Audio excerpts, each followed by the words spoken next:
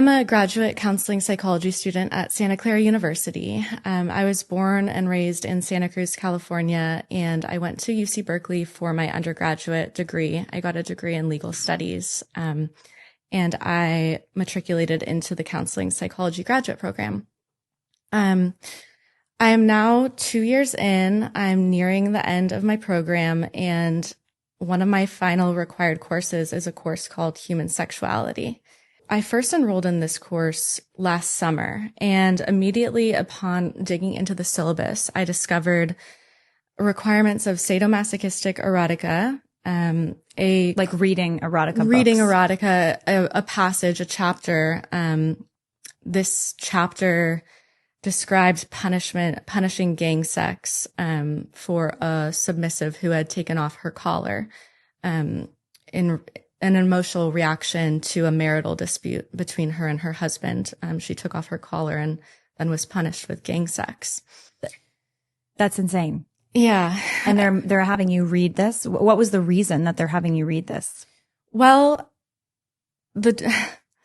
I'm not sure, to be honest. I don't know. I think that they would say that they want to expose me to the breadth of the human sexual experience. But in my opinion, I can understand and learn about BDSM, bondage, domination, sadomasochism, and that is a sexual practice that some people partake in without having to indulge in this salaciously written material that was meant to titillate. So that was included in there. There was also a crassly written pornographic illustration guide describing how to do all sorts of sex acts, with just, again, very gratuitous, very titillating material in it. I also discovered a link to a video of group masturbation of women. It was under the guise of feminist liberation, sexuality, understanding one's own body and one's own pleasure. But when it came down to it, it was full frontal, exposed women masturbating with one another. This was part of the coursework. This was required. At Santa Clara University. Yes, a Jesuit institution. Yes. And the cherry on top was the final exam, which was an 8 to 10 page comprehensive sexual autobiography. We were asked to discuss things like, when did we first start masturbating, chronicle our sexual past and present, what are our erotic goals for the future, how will we achieve such things, how will our sexual past and present affect our clinical work. And there was a perfunctory disclaimer that we didn't have to disclose anything that caused extreme discomfort. Yet the assignment in and of itself was 8 to 10 pages for a grade with these prompts. I don't know how to meet the requirements for that type of assignment without sexually disclosing my history. And at that point, I said, no, I'm not doing that. So I remained in the course for all of 2 classes. I asked for an accommodation from the professor and the chair, which I was not granted. The chair told me that some Muslim students had received the accommodation to take the course independently with the same syllabus, though. So they would still have to submit their comprehensive sexual autobiography. I have to pause for a moment. What does that mean? Some Muslim students were given the right to take it independently. They didn't have to show up to the physical class? Correct. She said that for some Muslim women students, it wouldn't be appropriate for them to take it in a group setting. So they were given an accommodation to do an independent study. And I requested that the same accommodation, referencing my Christian faith.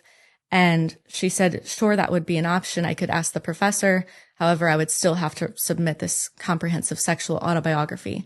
Meanwhile, this is the beginning of the quarter and I am just getting through these classes. So the second class, it was Zoom. So we were put into breakout groups and I was in a group with 3 or 4 people, one of which was a man. And we were asked to discuss masturbation and our masturbation history.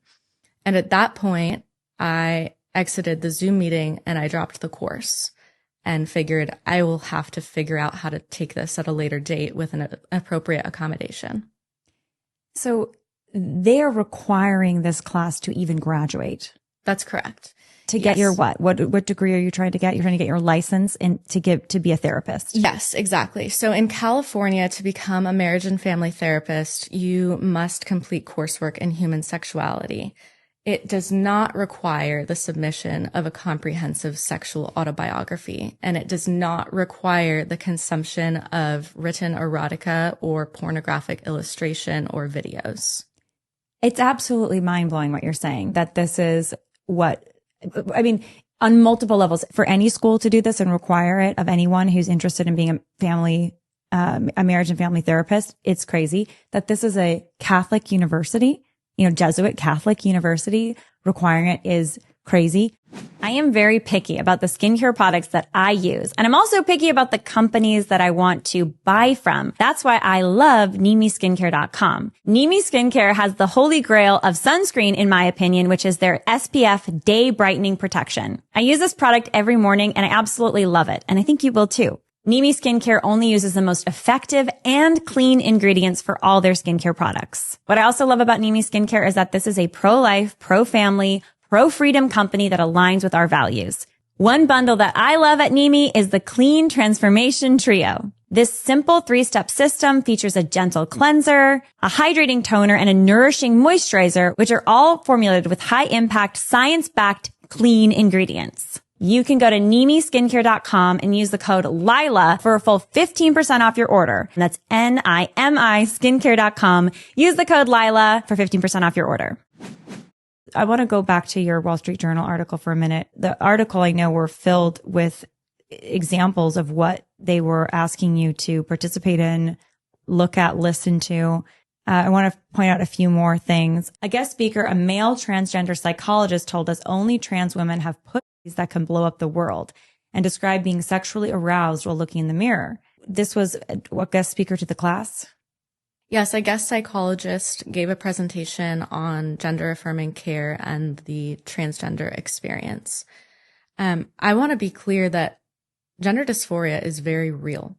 And I have immense compassion for people who have a deeply felt incongruence between their sex and how they perceive themselves and want to be perceived. I am not saying that that's not real. It clearly is. But a person coming in and discussing their genitalia or female genitalia in such a degrading manner and then discussing their own sexual arousal while looking in the mirror is just unacceptable in any professional or educational setting. And I don't know how to explain that to somebody who doesn't clearly see that.